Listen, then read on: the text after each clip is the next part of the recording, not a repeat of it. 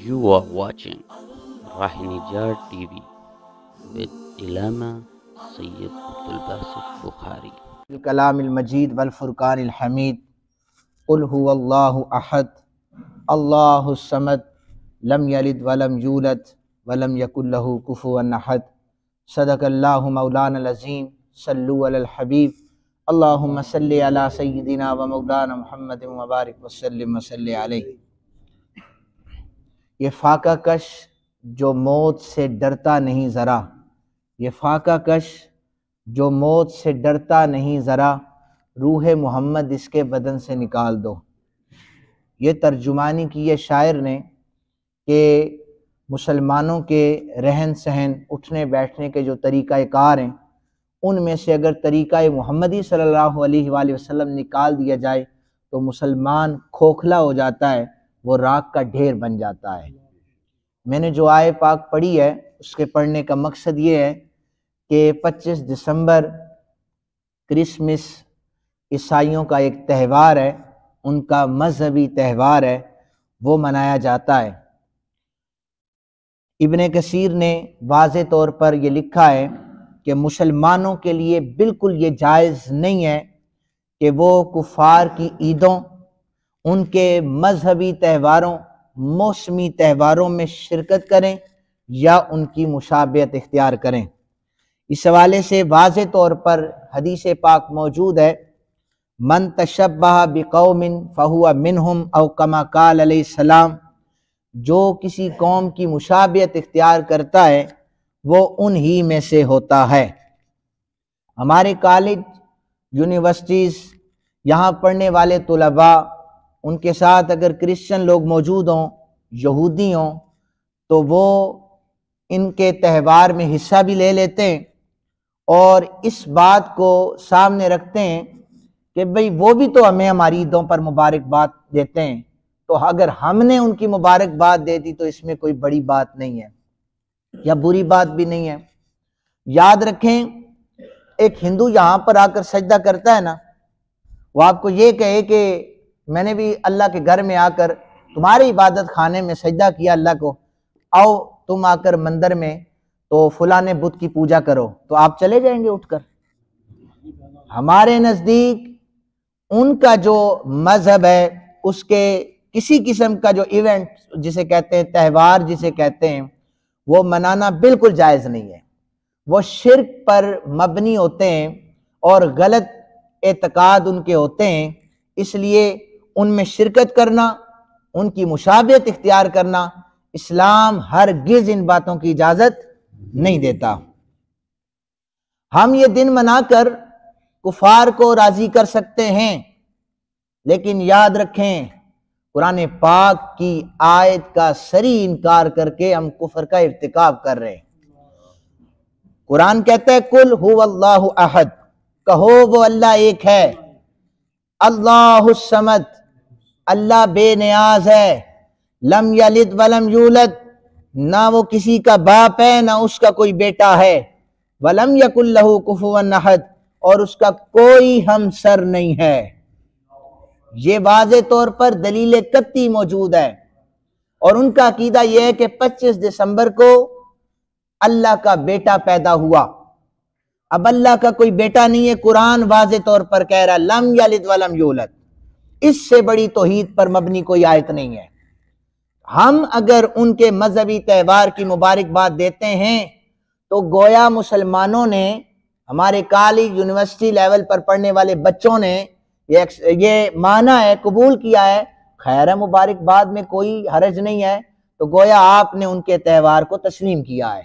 अगर आप उनके त्यौहार को तस्लीम करते हुए मुबारकबाद देते हैं अपने स्टेटस पर, अपने रिश्तेदारों में या अपने फेलोज को, तो याद रखें आप इस्लाम की नफी कर रहे हैं, कुरान पाक की आयत का इनकार कर रहे हैं।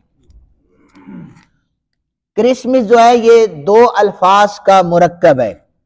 एक लफ्ज़ है जो इंग्लिश में, जो वैसे तो हम उर्दू में जब पढ़ते हैं इसको क्रिसमस पढ़ा जाता है, लेकिन बेसिक ये लफ्ज़ है क्राइस्ट, जिसका माना होता है मसीह, और दूसरा लफ्ज़ है MASS, मास, जिसका मतलब होता है इबादत।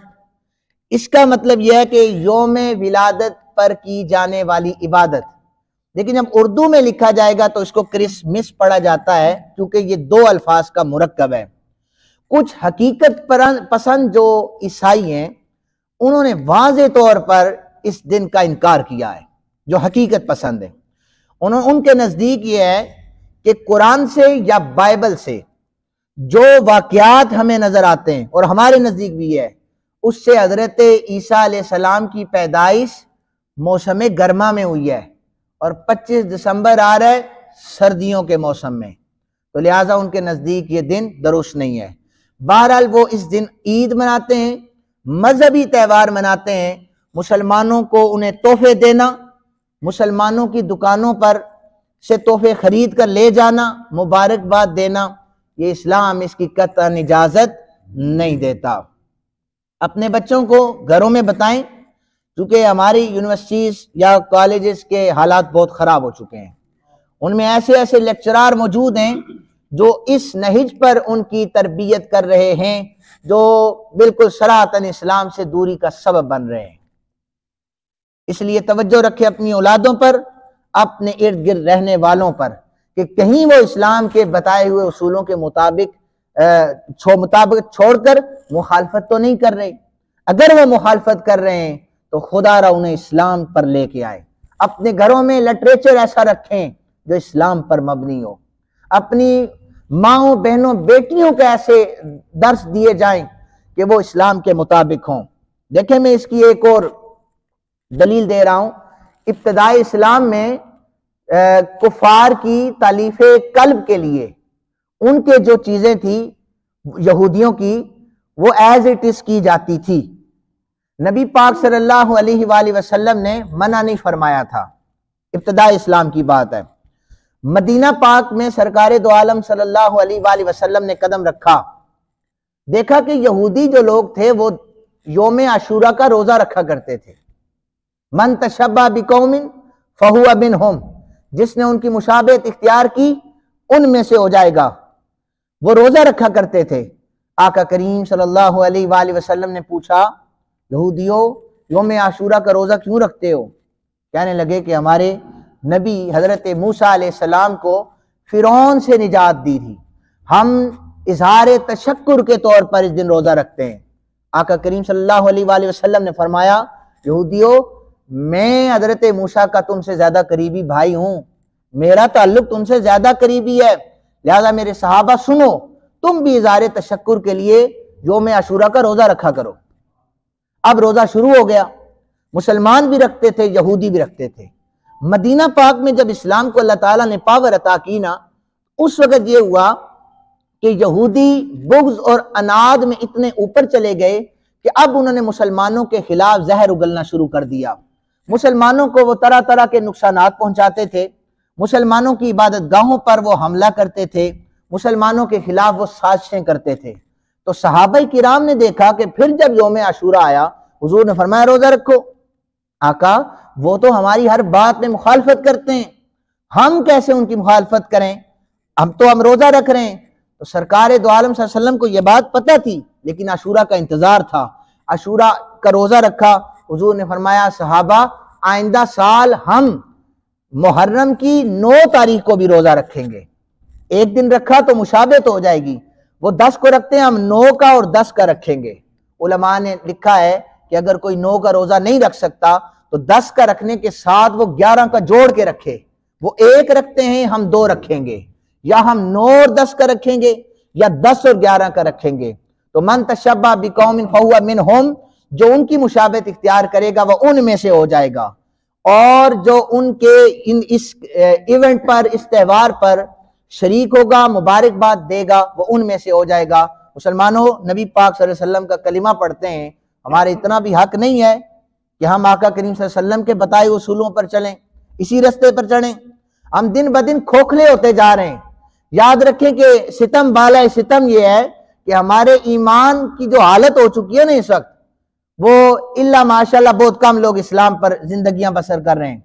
अगर कहा जाए ना कि मुसलमान, तो हम सबसे अपना ऊपर नाम लिखवाने के लिए तैयार हैं कि सबसे बड़े मुसलमान हम हैं, लेकिन दीन से दूरी और गफलत इतनी ज़्यादा हो चुकी है कि हम बड़ी आसानी के साथ बगैर दलील के उनके त्यौहार को कबूल करने को तैयार हो जाते हैं। मैं दुआ करता हूँ अल्लाह ताला हमें सही अकीदा अता फरमाए और कुफार के जितने त्यौहार हैं इनसे बचने की तौफीक अता फरमाए और हमारी माओं, बहनों, बेटियों और हमारे बच्चों को इस्लाम के मुताबिक जिंदगियां बसर करने की तौफीक अता फरमाए। वमा अलैना इल्लल बलागुल मुबीन।